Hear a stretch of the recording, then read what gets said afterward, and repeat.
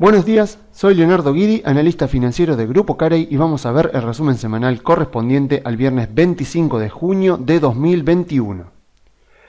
Bueno, si vieron el video de la semana pasada, yo hablé de potenciales correcciones en el mercado, así que lo primero que quiero decir en este informe es que se olviden completamente de lo que dije con respecto a las correcciones, porque en apenas un día el Standard & Poor's ya anuló toda posibilidad de corrección de mercado en este momento con esta vela verde grande que vimos el lunes pasado, que en el análisis técnico, o más bien en lo que llama el chartismo, suele llamarse una vela envolvente.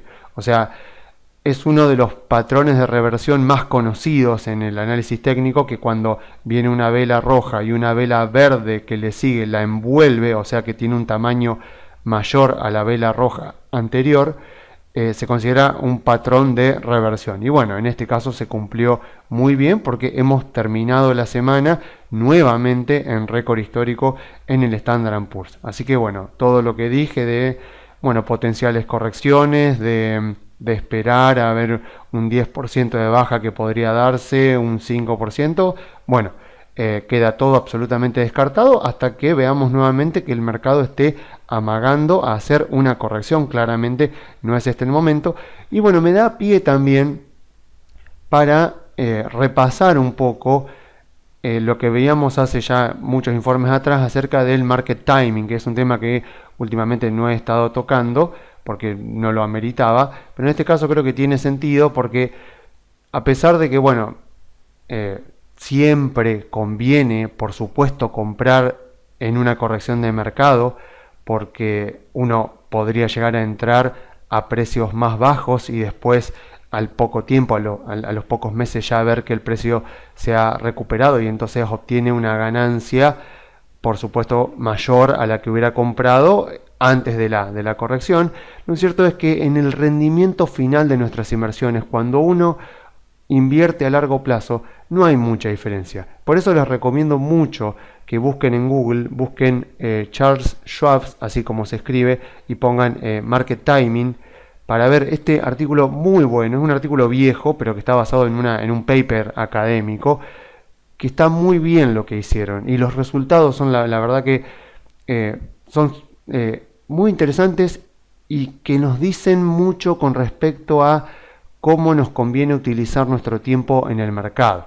Así que si lo buscan de esta manera deberían poder encontrarlo, y está muy bien lo que hicieron porque analizaron 20 años de datos de mercado y ellos dijeron, bueno, vamos a hacer una simulación en la cual vamos a suponer que le damos a, me parece que eran 5 personas diferentes, le damos $2.000 por año durante 20 años entre 1993 y 2012, para que inviertan ese dinero, esos $2.000 en el mercado, representado por el Standard & Poor's. Entonces van a darle $2.000 por año durante 20 años, serían $40.000 a 5 personas que van a invertir en el Standard & Poor's, pero cada una lo va a invertir de manera diferente. El primero es Peter Perfect, que es la persona que es perfecto en su manera de operar e invierte todos los años en el mejor día posible para invertir esos $2.000. Después tenemos Ashley Action, que podríamos decir que es la persona, la impaciente, digamos, es la persona que apenas recibe los $2.000, dice, lo invierte lo más rápidamente posible. O sea, si el 2 de enero de cada año le daban los $2.000 a cada uno, bueno, Ashley era la persona que lo invertía inmediatamente comprando el Standard & Poor's.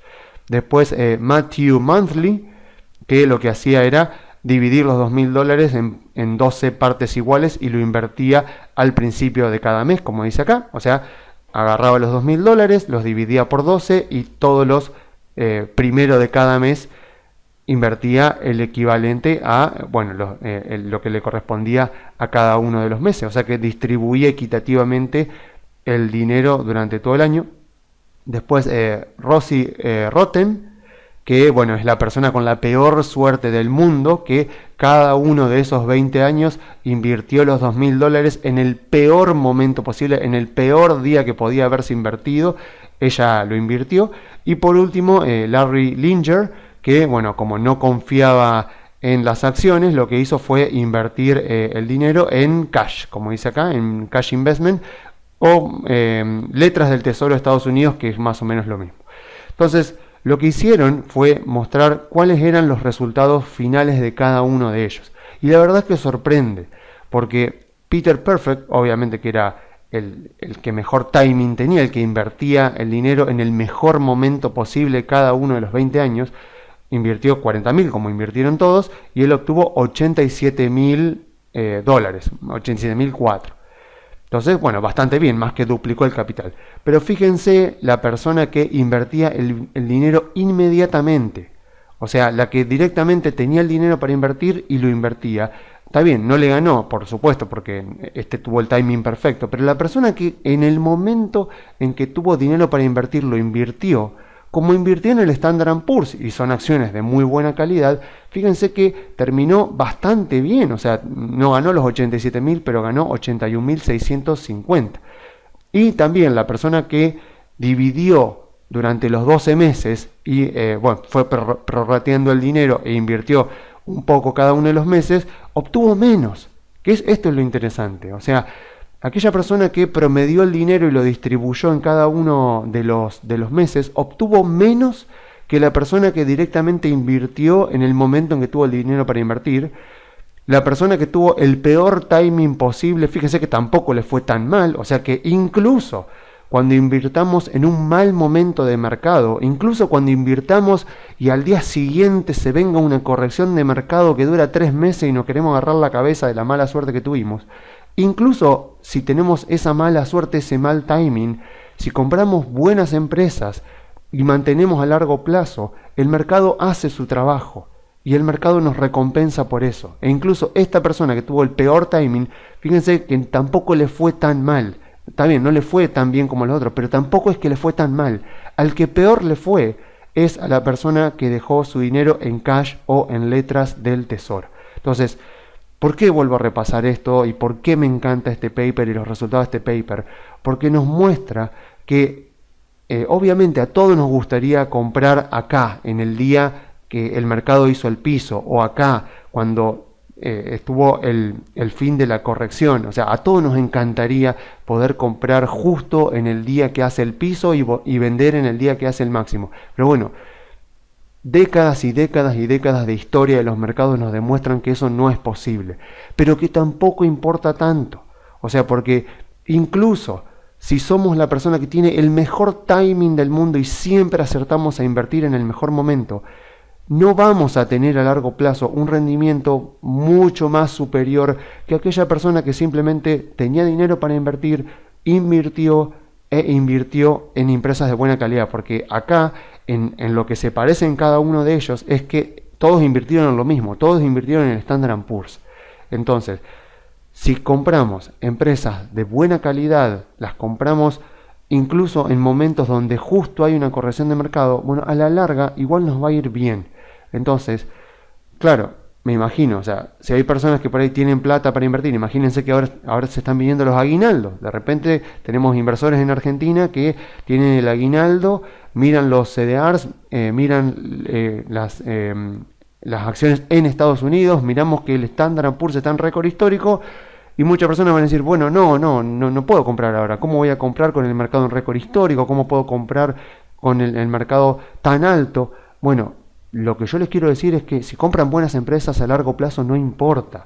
Yo no sé si la semana que viene va a iniciarse una corrección de mercado o el rally va a seguir y va a seguir habiendo récord histórico. No lo sé, pero sí sé que si armamos un buen portafolio con empresas de buena calidad, a la larga nos va a ir bien. Y bueno, esta es la sugerencia que siempre que venimos mostrando para 2021. O sea, si compramos más del 65% o al menos el 65% de nuestro portafolio en estos 3 sectores y en las industrias correspondientes a estos sectores, bueno, a la larga nos tiene que ir bien, porque son buenas empresas y han estado muy bien. Por ejemplo, en consumo discrecional tenemos a Amazon, que ha estado bastante lateral. En tecnología de la información tenemos a Apple, que ha estado bastante lateral. En consumo discrecional también tenemos a Mercado Libre, que la veíamos la semana pasada, que bueno, ha venido cayendo, pero a largo plazo son buenas empresas y el mercado de fondos sigue siendo alcista. Entonces, si utilizamos el método top-down, analizamos la economía de Estados Unidos, la política, vemos el sentimiento de los inversores y vemos que este mercado alcista todavía tiene los fundamentos para seguir vigentes, bueno, no va a importar tanto si armamos este portafolio ahora o si lo armamos hace un mes atrás o si lo armamos dentro de un mes. En todos los casos, por haber hecho las cosas bien, por haber seleccionado activos de calidad para poner en nuestro portafolio y darle tiempo al mercado para que haga lo suyo y a las empresas para que nos muestren el valor que tiene, bueno, a largo plazo, supónganse que este mercado alcista dura un año más, un año y medio, 2 años más, bueno, vamos a ser ganadores. Entonces, no perdamos tanto tiempo en especular a ver si, bueno, me conviene comprar esta semana, pero no, mira, justo terminó en récord histórico, así que no me conviene entonces comprar. A largo plazo no importa. O sea, a largo plazo no va a importar si compramos justo en el momento donde estaba terminando una corrección o compramos justo en el día que después se vino una corrección. A largo plazo no va a importar. Si compramos activos de buena calidad, bueno, nos va a terminar yendo bien. Así que bueno, eso con respecto a, bueno, a lo que yo decía la semana pasada, que después no se terminó dando, y a esta semana que estamos terminando en récord histórico. Bueno, ¿qué está pasando en el mercado? O sea, ¿por qué estamos otra vez en récord histórico?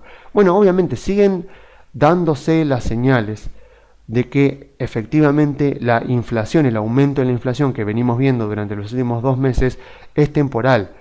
Tal es así que si miramos, por ejemplo, el spread de los bonos, o sea, si yo resto la tasa del bono a 10 años con la del bono a 2 años, o sea, resto la diferencia que hay entre las tasas largas con las tasas cortas, fíjense que venía aumentando y ahora empezó a achicarse. O sea, esto es bastante interesante porque eso quiere decir que hay inversores que están abandonando los bonos cortos para ir a otro tipo de inversiones, como pueden ser las acciones, por ejemplo, o directamente están comprando bonos largos, o sea, están comprando bonos a 10 años, a 20 años, a 30 años, y por eso puede ser que al vender los bonos cortos la tasa suba, y al comprar los bonos largos la tasa baje, y eso esté comprimiendo el spread que hay entre los bonos de 2 años y de 10 años, por ejemplo. Lo que estamos viendo es esto, o sea, esto es una señal clara de que la expectativa de inflación, bueno, no está aumentando, porque en caso de aumentar, justamente lo que tendríamos que ver es que esté aumentando la tasa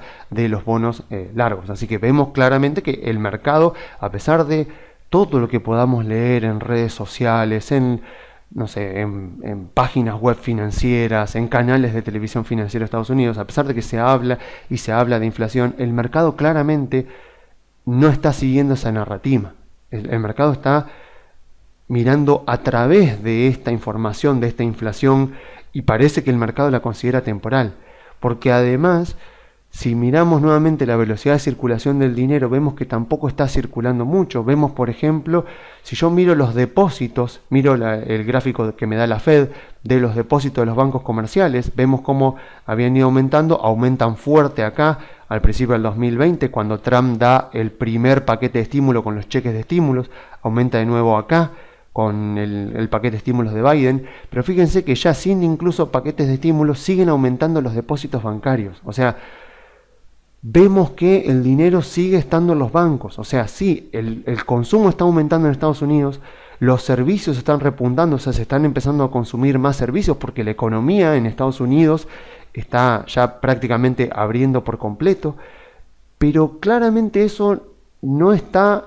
saliendo de dinero que las personas tenían ahorrado en exceso.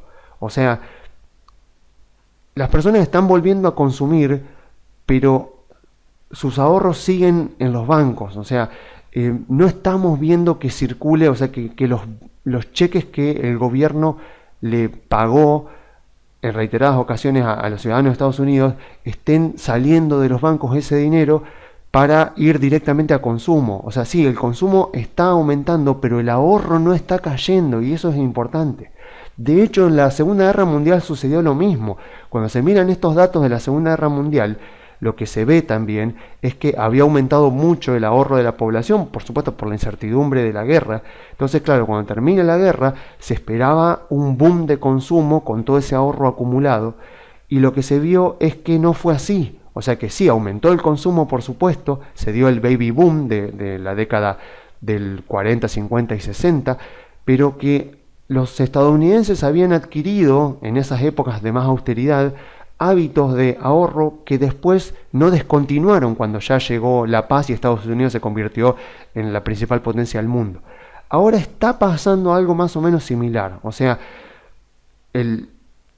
digamos, la conducta de ahorrar, la estrategia de ahorrar, parece que aumentó bastante a pesar del dinero que el gobierno volcó, y eso no parece estar cambiando. O sea, aquellos que presagiaban que el dinero iba a empezar a circular porque las personas que habían recibido los cheques que los habían ahorrado iban a empezar a sacar ese dinero para empezar a consumir bienes, para empezar a consumir servicios, bueno, no parecen estar acertando en lo que está sucediendo, porque a pesar de que sí, efectivamente, aumentó el consumo de bienes y está aumentando afortunadamente el consumo de servicios, no estamos viendo una gran baja en los ahorros de las personas. De hecho, incluso si miramos la Reserva Federal, en este caso la de Nueva York, saca también todos los trimestres un informe de deuda y de crédito de los hogares estadounidenses. Y lo que vemos acá también cuando muestra todo lo referente a credit card, o sea, a tarjeta de crédito, al balance de las tarjetas de crédito, vemos acá en azul oscuro como durante todo el 2020 y también primer trimestre de 2021, vemos cómo ha ido bajando las deudas de tarjetas de crédito.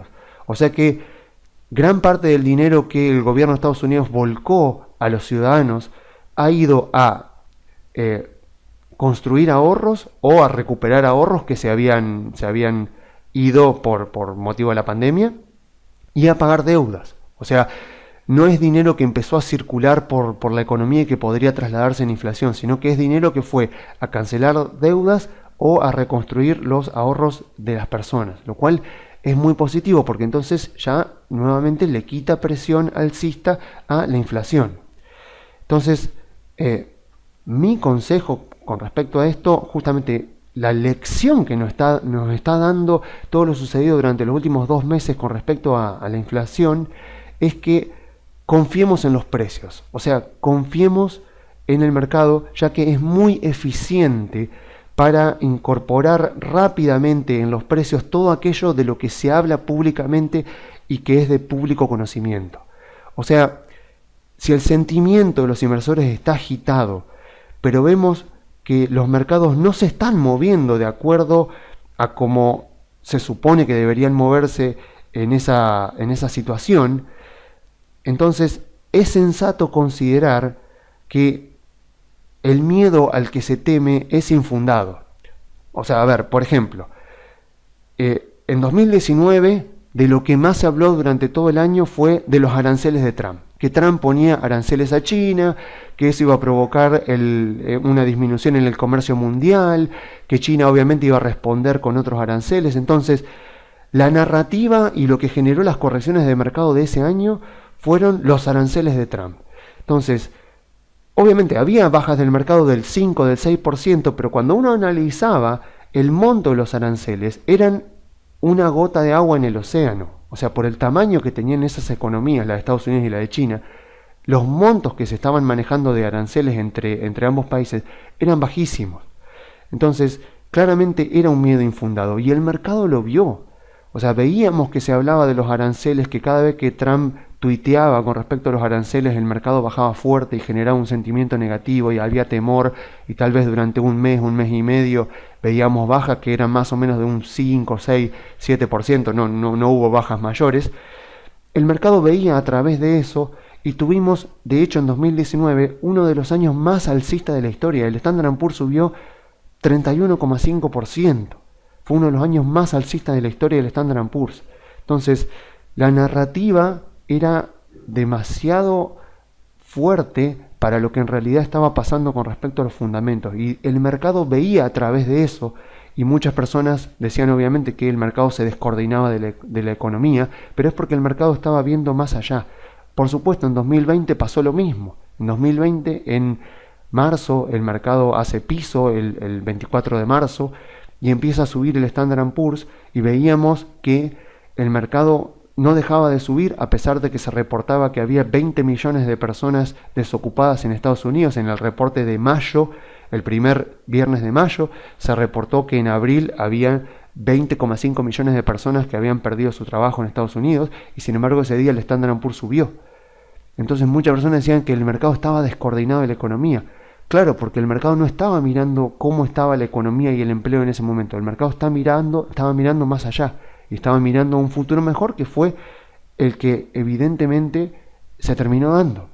Entonces, confiemos en los mercados. O sea, cuando la narrativa es muy negativa, pero el mercado nosotros lo vemos que no está reaccionando a la narrativa que está poblando la mayoría de los medios de comunicación, ya sea, bueno, MarketWatch, Investing, Bloomberg, Reuters, o sea, bueno, un montón, Twitter mismo.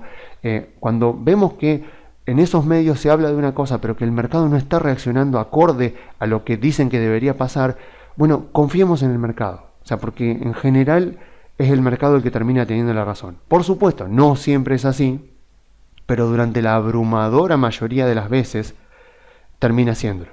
Así que conviene que ese sea nuestro comportamiento por defecto. O sea, cada vez que veamos alguna divergencia entre la narrativa de los expertos, de los analistas y lo que está haciendo el mercado, bueno, cuando veamos ese tipo de divergencias, confiemos en el mercado, porque la mayoría de las veces vamos a terminar teniendo la razón, porque la mayoría de las veces el mercado es el que termina teniendo la razón, porque logra ver a través de esa narrativa y ver más allá de lo que se está hablando en el corto plazo.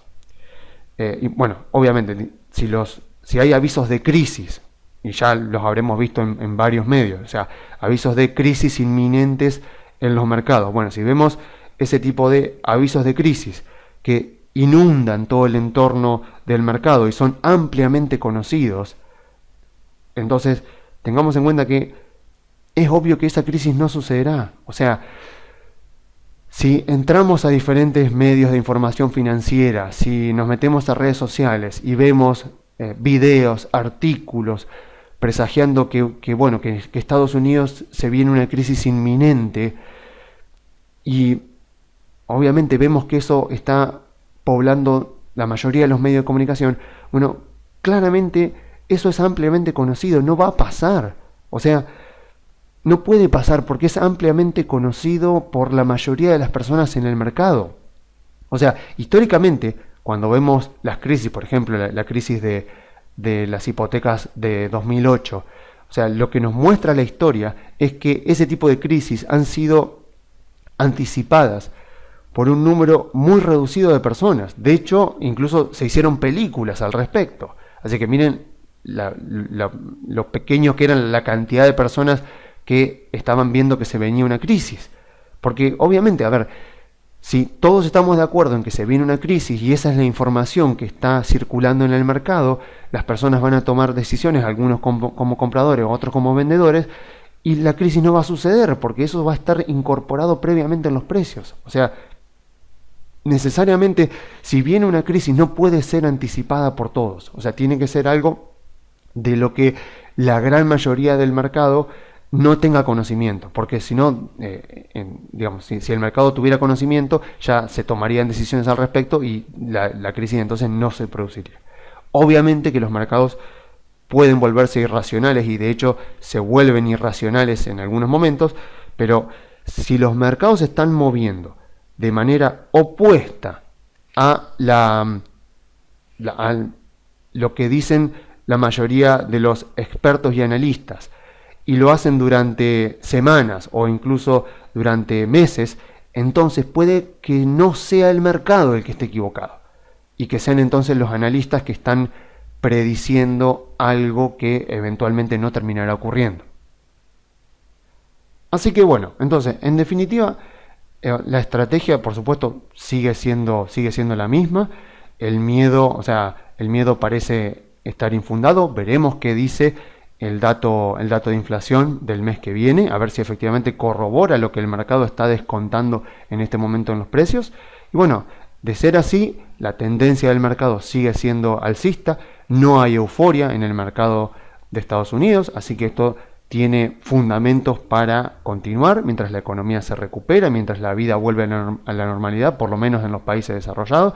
Esta sigue siendo nuestra estrategia por defecto. Y bueno, por eso justamente mostrábamos la semana pasada algunas sugerencias de acciones que estaban un poco retrasadas a mi parecer, pero por supuesto siempre englobado dentro del método top-down, que por lo menos a mí me hizo concluir que este sería el portafolio más interesante para este momento. O sea, yo no estoy sugiriendo ningún tipo de rotación activa de portafolio, nada de eso, sino armar una base sólida del portafolio, lo que serían estos sectores núcleos, 65% o más, a gusto de cada uno de los inversores. Pero una vez que uno tiene un núcleo fuerte en el portafolio, con empresas de estos sectores, con empresas de buena calidad, entonces después sí, para diversificar puede, si quiere aumentar, por ejemplo, la ponderación, no sé, por ejemplo, uno podría armar a principio de año un portafolio con estos sectores y no incluir, por ejemplo, a Mercado Libre porque consideraba que estaba muy cara,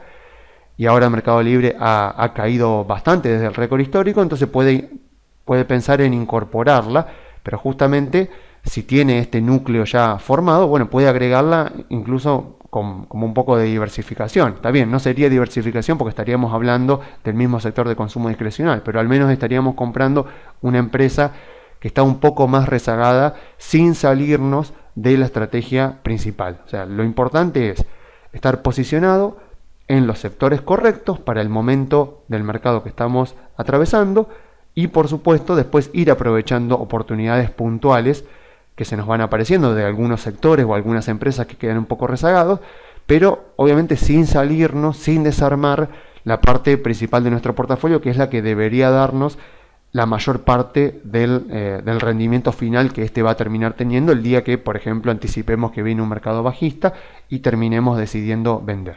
Así que eso con respecto a Estados Unidos. Hoy voy a tener que hablar bastante más de lo que hablo normalmente sobre Argentina, porque bueno, han pasado cosas importantes. Vamos a ver un poco el Merval, pero vamos a verlo en dólares. Bueno, esto ha pasado durante esta semana. Tal como se esperaba, el MSCI nos bajó la calificación. Lo que no se esperaba, por supuesto, era que en vez de bajar a frontera, bajemos a standalone, que vendría a traducirse como independiente. O sea, lo que quiere decir, a ver, standalone vendría a ser una categoría, en realidad tampoco es una categoría, sino que es un mercado independiente. O sea, es un mercado que tiene características tan únicas y diferentes a las de los demás que no puede ser categorizado ni como desarrollado, ni como emergente, ni como frontera. O sea, así de únicos, si quieren usar algún eufemismo, somos acá en Argentina. O sea, ni siquiera entramos ya en categoría de mercado emergente. Eso, por supuesto, nos perjudica porque hay fondos de inversión que invierten de manera pasiva. O sea, los fondos de inversión que invierten de manera activa pueden invertir si quieren en Argentina, si justamente su reglamento les permite invertir en mercados standalone, pueden invertir perfectamente. Pero hay fondos de inversión que invierten de manera pasiva replicando un índice. Entonces, si deciden replicar, por ejemplo, el índice de frontera, bueno, van a ir al MSCI a ver el índice de mercados de frontera, cómo está constituido, con qué países, con qué ponderaciones, con qué empresas, y van a intentar replicar eso. No están obligados a replicarlo al 100%, pero lo van a utilizar como benchmark, o sea, como punto de referencia. Lo mismo pasaba cuando Argentina era emergente. Ahora Argentina pasó a ser standalone, o sea que ni siquiera los fondos que invierten en mercados de frontera van a terminar invirtiendo en Argentina, porque justamente estos fondos son fondos pasivos, o sea que no son fondos que tienen un gestor activo que va decidiendo qué comprar y qué vender, sino que lo que hacen es simplemente replicar un índice, en este caso el índice MSCI de frontera, que bueno, en este caso ya no calificamos ni siquiera como eso, o sea que los únicos fondos que van a terminar invirtiendo en Argentina serían aquellos fondos activos de algún gestor que decida invertir en Argentina, o algún fondo de inversión que tenga por objetivo invertir en países que tengan esta calificación, que como se imaginarán no son fondos muy voluminosos, o sea, no son fondos muy grandes. Entonces, bueno, así estamos ahora.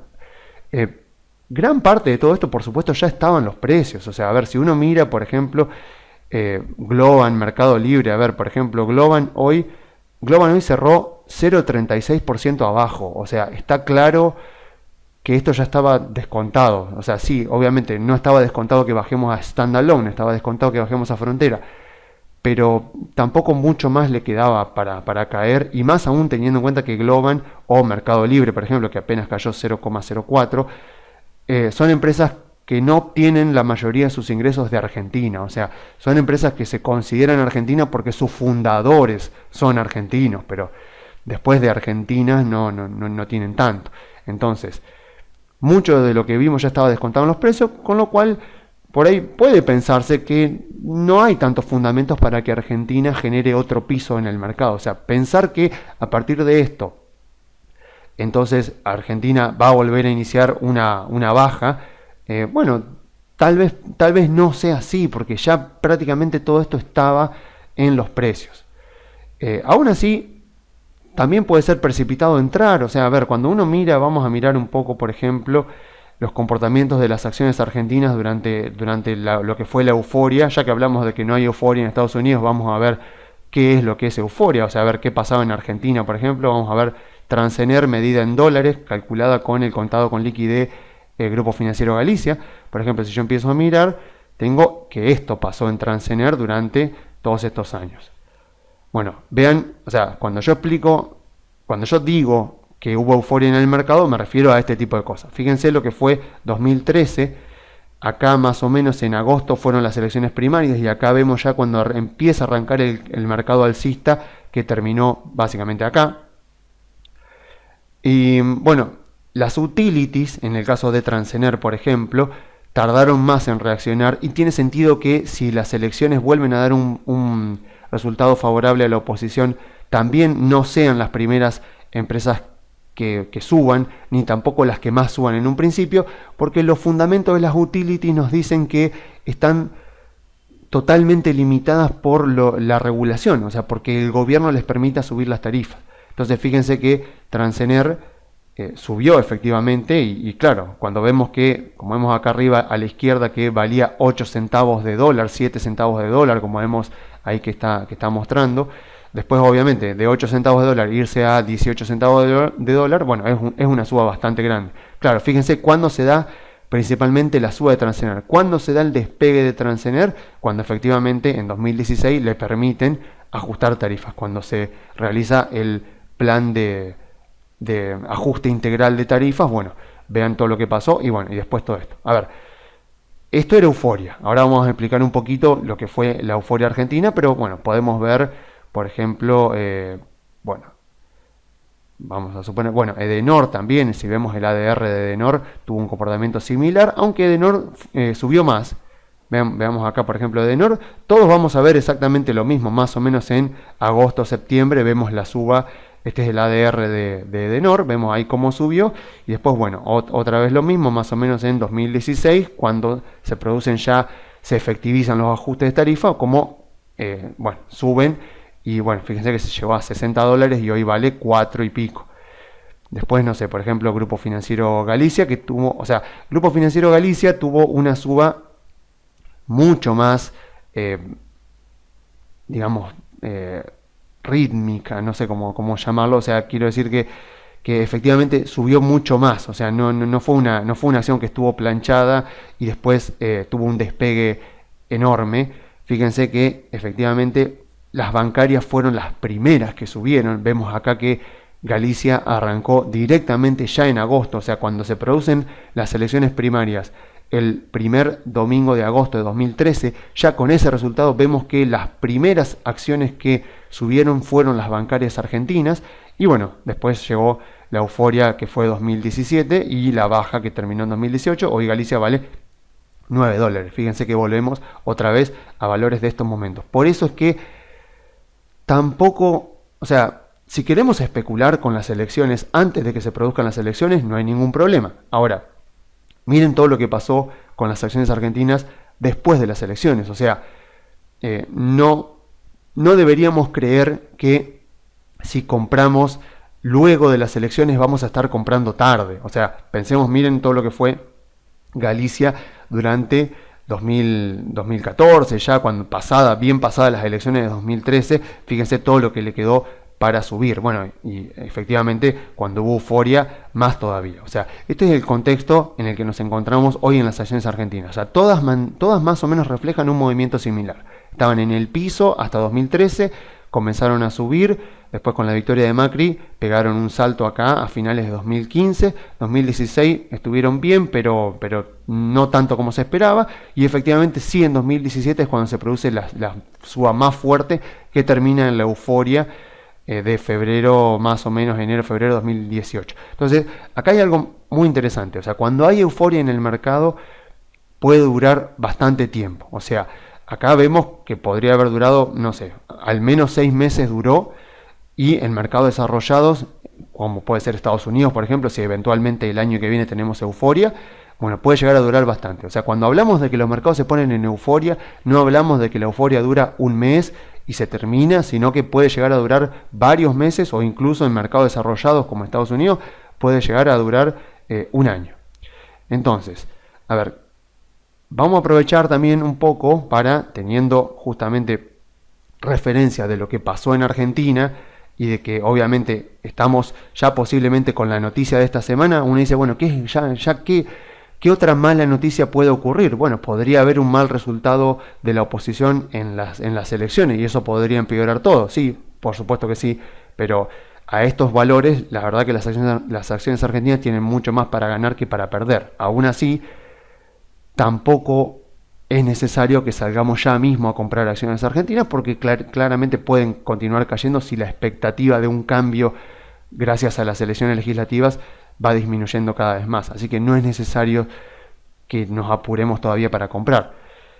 Entonces, por ejemplo, a ver, ¿qué pasó en Argentina con la euforia que vimos principalmente en 2017, que fue una euforia que se dio en todo el mercado y terminó en 2018? A ver, ¿qué características tiene el contexto de euforia? Ya que obviamente lo tenemos que tener siempre muy en cuenta, porque en Estados Unidos hay optimismo y eventualmente puede venir la euforia. Y en Argentina tenemos un claro ejemplo de qué es lo que hace un mercado cuando está en euforia. Bueno, por ejemplo, como para remitirnos a la Argentina del 2017.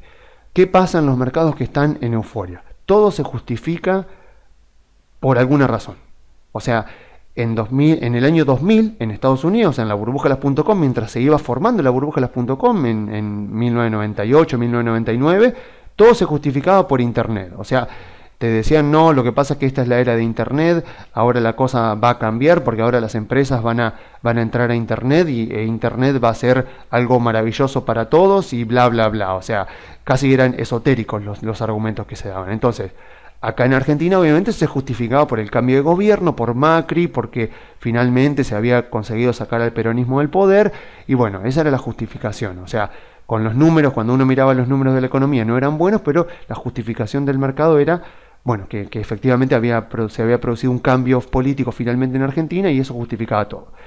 Después, otra cosa que sucede en las euforias son las IPOs y las emisiones de acciones.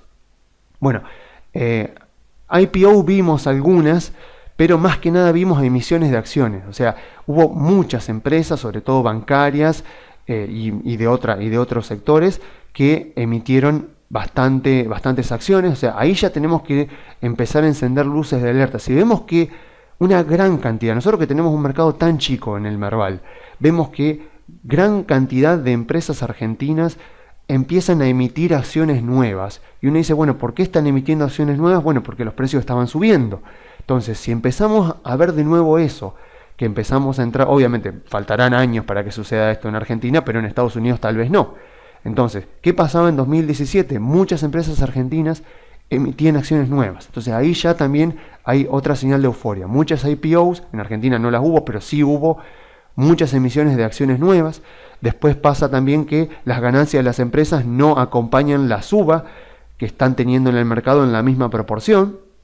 Pero claro, también cuando pasa eso, cuando vos ves que las ganancias de las empresas no están subiendo tanto como están subiendo las cotizaciones, y uno ve que no se justifica tanta suba por las ganancias de las empresas, que efectivamente están mejorando pero no tanto, bueno, también se suelen justificar, uno empieza a ver narrativas que empiezan a justificar que la empresa está subiendo tanto por cosas que van a pasar muy en el futuro. Es como si yo dijera, por ejemplo, que compro Tesla hoy porque en el año 2025 todos los autos de California y de otros estados de Estados Unidos van a tener que ser eléctricos. Que si uno compra un auto a partir de 2025, los estados le van a exigir que sea eléctrico. Y yo compro hoy Tesla porque va a pasar algo en 2025. Bueno, no, los mercados no se mueven así. O sea, yo no puedo justificar la compra de una acción por algo que va a pasar más de 2 años a futuro, porque yo creo que las ganancias van a aumentar mucho dentro de 5 años. No puedo hacer eso, porque 5 años es un periodo demasiado extenso. Entonces, si yo veo que las ganancias de las empresas mejoran, pero las cotizaciones están por los aires, están volando, yo digo, ¿por qué están subiendo tanto? Y me dicen, no, lo que pasa es que si esto sigue así, en 5 años las acciones argentinas van a tener muchas más ganancias. Bueno, ahí hay una divergencia, hay una descoordinación, porque no, los mercados no se mueven así. Y bueno, eso también nos pasaba, o sea que justificábamos cosas porque no, ya con la Argentina ahora, ya para los próximos años, se estaban justificando cosas muchos años a futuro. Entonces, a ver, en definitiva, nos dicen que esta vez será diferente, y cuando preguntamos por qué, la respuesta es, bueno, no, porque sí, va a ser diferente, porque sí, efectivamente va a ser diferente. Y bueno, no. O sea, si empezamos a escuchar ese tipo de narrativas, estamos en un mercado en euforia. Lo veíamos en Argentina, potencialmente podemos verlo en Estados Unidos, falta todavía, no estamos viendo casi nada de esto. Si lo estamos viendo en Estados Unidos, lo estamos viendo apenitas con un poco de volumen en algunas cosas, como las IPO, por ejemplo, o en algún tipo de justificaciones, pero hasta ahora el mercado de Estados Unidos, y lo demostró justamente con la inflación, se mantiene bastante racional. ¿Qué pasó en Argentina? A ver, ¿qué es lo que estamos ignorando en este momento en Argentina? Bueno, estábamos ignorando un exceso de gasto público, estábamos ignorando un endeudamiento muy creciente, estábamos ignorando, por ejemplo, la cuenta corriente, o sea, la cuenta corriente, que es la diferencia entre la cantidad de dólares exportados y la cantidad de dólares importados. Fíjense que en 2018 llegó a casi 10.000 millones de dólares, o sea, la cuenta corriente de Argentina se estaba deteriorando mucho, la cantidad de importaciones superaba mucho a las exportaciones, y esto es interesante porque la cuenta corriente no importa tanto hasta que termina importando muchísimo. O sea, yo no puedo predecir una devaluación como efectivamente ocurrió en 2018, porque la cuenta corriente de un país es negativa. Claramente, si recurrentemente todos los años la cuenta corriente de un país, o sea, lo que importa es mayor que lo que exporta, claramente, si recurrentemente durante todos los años la cuenta corriente de un país es negativa, bueno, la devaluación está cada vez más cerca. Ahora, obviamente, cuanto más negativa sea, también más cerca va a estar la devaluación, pero eso es imposible de predecir. De hecho, si miramos, por ejemplo, la década de los 90, que fíjense que tuvimos cuenta corriente bastante negativa durante un tiempo, recién terminó de explotar esto en 2001. Entonces, si nos fijamos acá, también en la década de los 80 tuvimos cuenta corriente negativa, después a principios de los 90 positiva, después se deterioró, pero fíjense que estuvo muchos años hasta que finalmente se deterioró. Acá, bueno, como fue más negativa que nunca, entonces terminó devaluándose antes, en 2018. Entonces, estas son las cosas que tenemos que prestar atención estando en un país como Argentina. Después teníamos otro contexto de dólar apreciándose. O sea, si yo miro el dólar index, como podemos verlo acá, vemos que el dólar index tuvo 3 contextos de tendencia alcista, que fueron los 80, los 90, principios de los 2000 y ahora, 2016, 2020. A ver, para los que no lo conocen, el dólar index es una canasta de monedas contra la cual se mide el dólar. En general es el euro, la libra esterlina, el franco suizo y el yen, pero también hay el dólar australiano, también está el dólar canadiense, pero básicamente es la paridad que tiene el dólar con respecto a una canasta de monedas. Entonces, vemos acá, por ejemplo, y estas son cosas que tenemos que tenerlas en cuenta al invertir en países como Argentina, porque van a terminar afectando el rendimiento de nuestras inversiones. Entonces, en Argentina había un contexto de euforia que nos hacía ignorar que se deterioraba la balanza comercial, que se deterioraban la cantidad de reservas y que estábamos en un contexto de dólar apreciándose en el mundo. Entonces, ¿Qué pasaba? Por ejemplo, en los 80 había mucha inflación en Estados Unidos porque venían de perder la paridad contra el oro. Vemos que al principio de los 80 Paul Volcker en la Reserva Federal sube muchísimo las tasas de interés como nunca antes para poder parar la inflación, logra parar la inflación y los capitales fluyen a Estados Unidos porque las tasas reales positivas de los bonos de Estados Unidos eran muy altas, y fíjense cómo se aprecia el dólar con respecto a todas las demás monedas del mundo. Y acá, por supuesto, hubo crisis en mercados emergentes, sobre todo en Latinoamérica. Acá, bueno, cuando nos preguntamos por qué todos los países de Latinoamérica tuvieron crisis recurrentes, algunos con hiperinflación, durante la década de los 80, acá hay una gran causa de esa explicación. O sea, el dólar estaba apreciándose muchísimo en todo el mundo y todas las monedas estaban depreciándose, y si los países tienen pocas reservas y mucha deuda en dólar, obviamente sus finanzas colapsan y no puede terminar pagando su deuda. Después, ¿qué pasó acá? Se produjeron los acuerdos Plaza, que si lo buscan en Wikipedia como Plaza Accord, fue una reunión que se hizo en el Hotel Plaza, por eso se llama así, donde fíjense quiénes se juntaron: Francia, Alemania Occidental, Japón, Reino Unido y Estados Unidos, y básicamente lo que acordaron fue esto, fue depreciar al dólar significativamente. Fue básicamente, o sea, se juntaron porque estaban viendo esto que estaba sucediendo con la tasa de interés de Estados Unidos, que había apreciado mucho el dólar. Se juntaron acá en el Hotel Plaza y decidieron, entre todos ellos, depreciar al dólar, porque la situación estaba volviéndose muy complicada. Entonces, efectivamente, fíjense que lo lograron. Esto fomentó la burbuja japonesa, la burbuja financiera y la burbuja inmobiliaria de Japón, que terminó explotando más o menos en 1991 y de la cual hasta el día de hoy Japón no se puede recuperar. Y bueno, fíjense que después tuvo un contexto de dólar más o menos tranquilo en el mundo, hasta que en 1998 comienza a gestarse la burbuja de las .com, empieza a fluir dinero a Estados Unidos, porque además la tasa de interés también estaba subiendo en Estados Unidos, y bueno, otra vez se repite lo que se producía en los 80, o sea, los países emergentes otra vez en crisis, esta vez más que nada en Asia. Fue la crisis de los tigres asiáticos, más que nada Corea del Sur, Malasia y otros países, pero también pegó acá en Latinoamérica, con Brasil devaluando su moneda en 1999 y Argentina teniendo que haberlo hecho. O sea, Argentina debería haber salido de la convertibilidad ahí en 1999 junto con Brasil, o al menos haber bajado el gasto público del endeudamiento. No lo hizo, y como el dólar, como vemos acá, siguió apreciándose en el mundo, no resistió más. O sea, tener un país con tanto endeudamiento y, como veíamos acá, con déficit de cuenta corriente, o sea, con importaciones que superaban a las exportaciones, y obviamente Argentina termina cayéndose solo. O sea, en el 2001 Argentina se cae solo cuando la mayoría de los emergentes se habían caído entre el 98 y el 99 por haber estirado la situación. Y bueno, después comienza un periodo muy bueno para el mundo de depreciación del dólar. O sea, cuando se deprecia el dólar, es bueno para el resto de los países del mundo, sobre todo para los países emergentes. Entonces, el crecimiento económico del mundo durante la primera década de 2007 se acelera muchísimo, en gran parte gracias a esto. Europa crece más que Estados Unidos, los emergentes crecen más que Estados Unidos, y en la crisis de 2008 obviamente el dólar se aprecia un poco porque la gente cuando hay crisis se refugia en el dólar, pero después la Fed empieza con los paquetes de estímulo.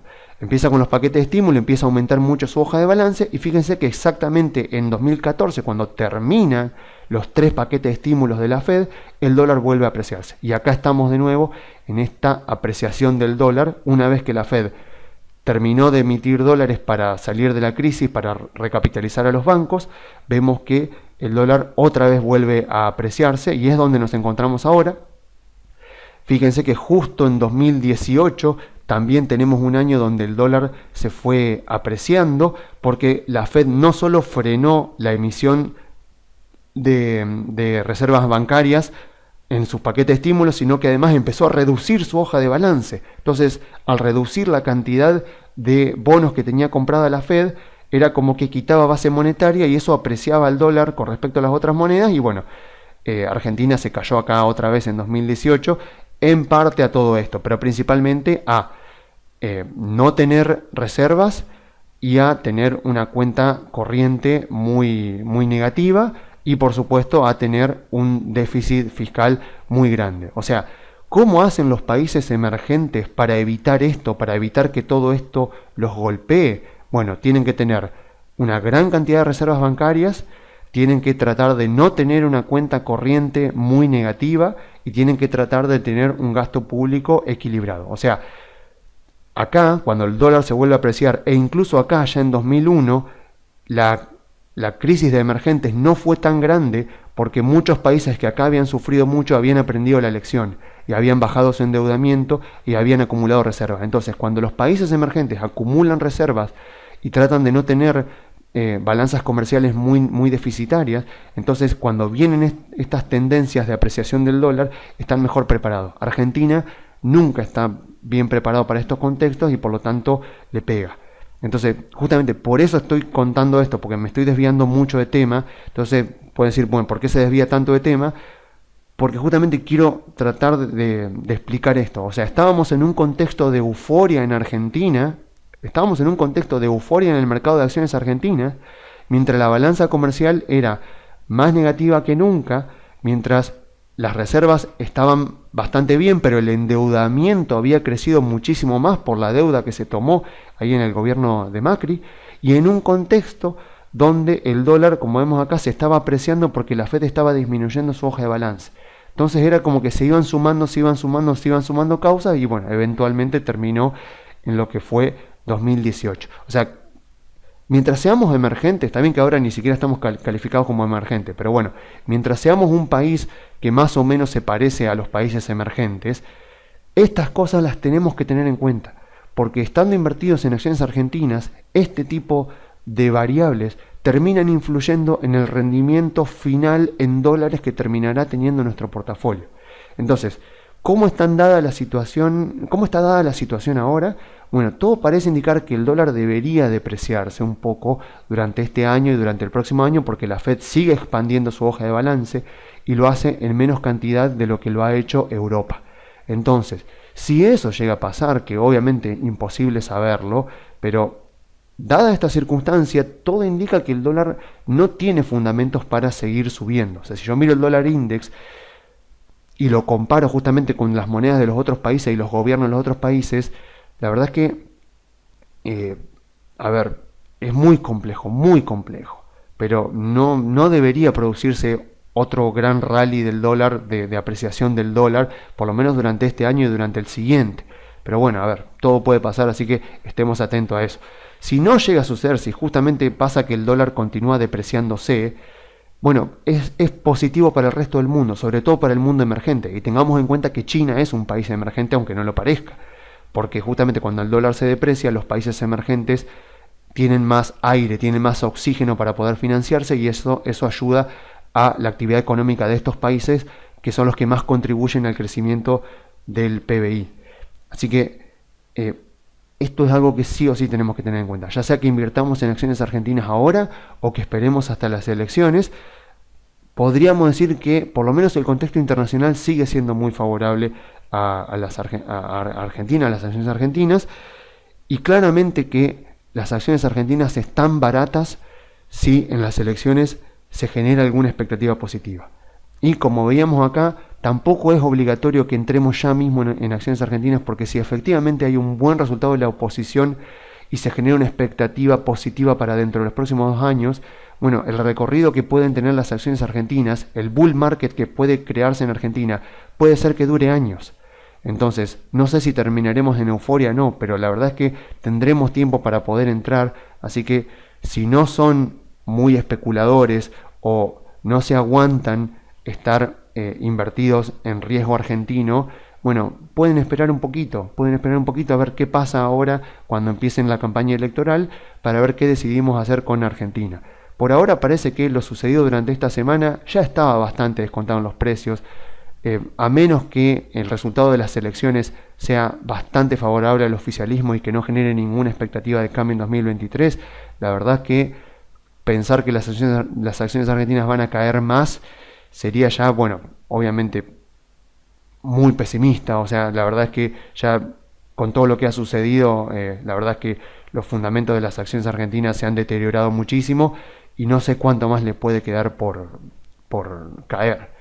Así que, bueno, o sea, a pesar de todo lo que está pasando durante esta semana, puede ser momento de empezar a ir viendo acciones argentinas. Las bancarias serían las primeras para entrar, pero repito, no nos apuremos y por supuesto, cuando estemos comprados en acciones argentinas, miremos la balanza comercial del gobierno, miremos la cantidad de reservas y miremos cómo se está comportando el dólar en el mundo, porque son tres variables que van a terminar influyendo en el resultado final que va a tener nuestro portafolio de acciones argentinas.